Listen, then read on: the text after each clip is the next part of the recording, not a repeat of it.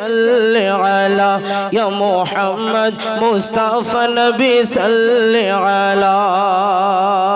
গোলাপ নয় সে তো গোলাপের বাবা, নবীজি হলেন কাবারি কাবা। সেই কাবার শোকে আজকে দেখো ভুবন উজালা। ইয়া মুহাম্মদ মুস্তাফা নবী সাল্লি আলা। জোরে বলি সুবহানাল্লাহ, আর একটু মোহাব্বতে বলো না সুবহানাল্লাহ।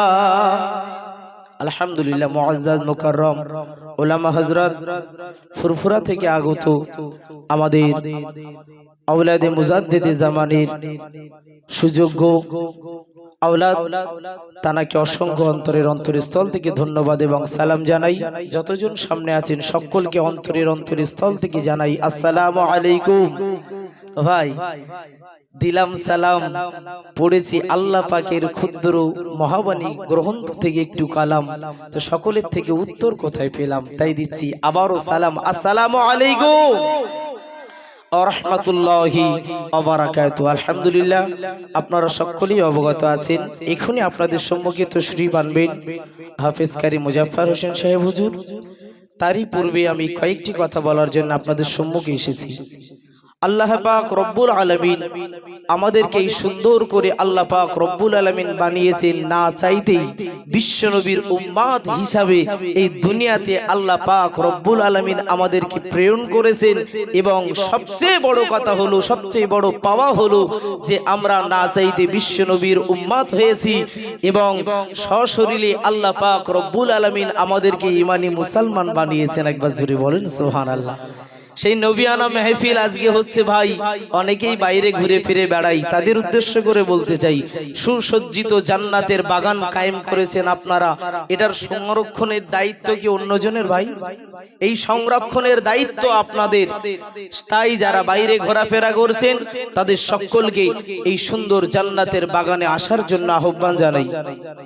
আল্লাহ পাক রব্বুল আলামিন বিশ্ব নবীর দ্বারা জানিয়েছেন যে জায়গাতে আল্লাহ আল্লাহ রাসূলের কথাবার্তা আলাপ আলোচনা করা হয় দুনিয়ার জমিনে, ওই জায়গাটা বেহেশতের বাগান হয়ে যায়। জোরে বলেন।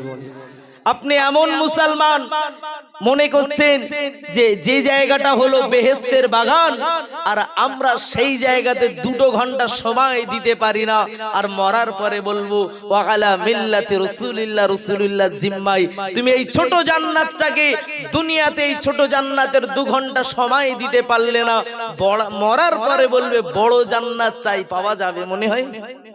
এটি বলেন, কথা বলেন, হ্যাঁ কি না বলেন? সম্ভব নয়। তাই বলছি যারা মাইকের আওয়াজ পাচ্ছেন, এই ছোট্ট জান্নাতের সম্মান যদি দিতে পারেন, আল্লাহ আপনার জন্য বড় জান্নাত রেখেছেন। জোরে বলেন। আসেন, আমি একেবারে নতুন মানুষ, আপনাদের এখানে এসেছি, আমার কম জ্ঞান বুদ্ধি হুঁশ, তবে সামনে যারা আছেন 2-5 মিনিট কথা বলবো, কেউ যেন হয়ে থাকবেন না বেহুশ। আসেন, বাচ্চা বড় যারা হয়েছে এই সুসজ্জিত জান্নাতের বাগানে জড়ো, কেউ মারব না ফাঁকি। একবার যে আল্লাহ কণ্ঠ করেছেন দান, তিনিই হলেন আল্লাহ মহান। গলা ফাটিয়ে একবার আল্লাহর নাম নিতে চাই, তারপর ইনশাআল্লাহ জলসার দিকে যাবো। ভাই একবার সকলে মিলে তাকবীর দেন না, নারে তাকবীর।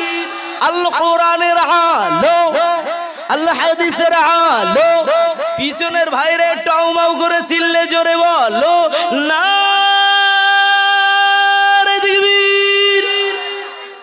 আল্লাহ পাক রব্বুল আলামিন পবিত্র, মাশাআল্লাহ আপনাদের সত্যি তীব্র আওয়াজ আছে, চুপচাপ আছিলেন তো ঠান্ডাটাও একটু কম হবে।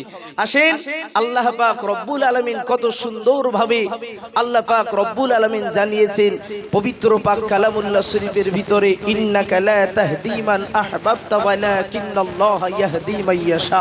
আল্লাহ পাক রব্বুল আলামিন এমন একটা সময় এই আয়াতটাকে নাজিল করেছিলেন আমার আপনার নবী সরকার দু আলমের চাচা যান, যে সময় তিনি কলেমার বারে বারে আল্লাহ রসুল ফোর্স করাতে তিনি বলছিলেন, কিন্তু কোনোভাবেই মানছিলেন না। সেই সময় আল্লাহ পাক এই রকম, আমরাও বলি বিশ্বনবীকে ভালোবাসি, মহব্বত করি, আল্লাহ রসুলের চাচা যান তিনিও ভালোবাসতেন, আমরাও ভালোবাসি, কিন্তু আল্লাহ রসুলকে যে ভালোবাসা মহব্বতের সঙ্গে সুন্দরভাবে তিনিও ভালোবেসেছেন, আমরাও ভালোবাসি।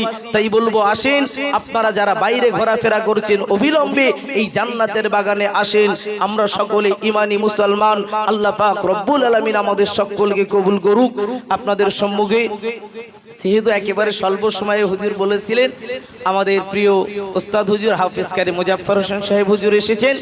আপনারা সকলেই যারা বাইরে আছেন সকলেই অবিলম্বে চলে আসেন।